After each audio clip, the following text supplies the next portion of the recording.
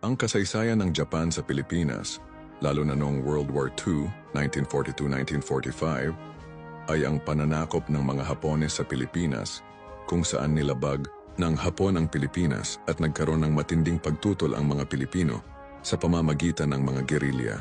Nagresulta ang pananakop sa pagtatayo ng Second Philippine Republic at pagtuturo ng wikang Hapon at kulturang Hapon, habang may malawakang paglaban mula sa mga gerilya at pagsuporta sa mga Hapon ng mga Pilipinong kooperatiba tulad ng Makapili. Nang matapos ang digmaan, napalaya ng mga allies ang Pilipinas at naging malaya ang bansa noong 1946. Mahahalagang pangyayari, pananakop, 1941-1945.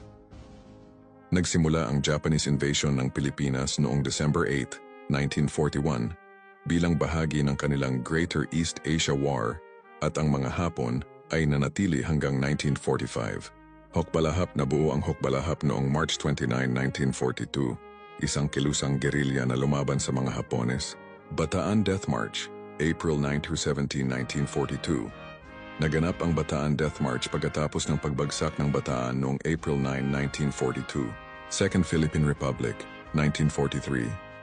Nagtatag ang Hapon ng Second Philippine Republic noong October 14, 1943, na pinamunuan ni Jose P. Laurel. Pagpapakalat ng kulturang Hapon at Tagalog.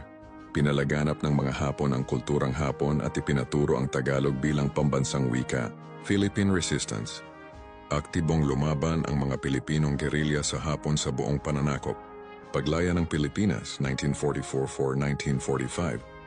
Naging bahagi ang paglaya ng Pilipinas sa kampanya ng Allies sa WS na nagtapos noong August 15, 1945.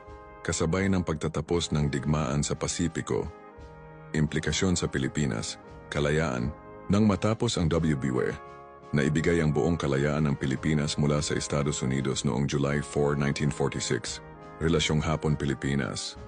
Sa kabila ng karanasang WBW, itinuturing ng maraming Pilipino na positibo ang impluensya ng Hapon at ang dalawang bansa ay may malakas na ugnayang diplomatiko at pang-ekonomiya ngayon.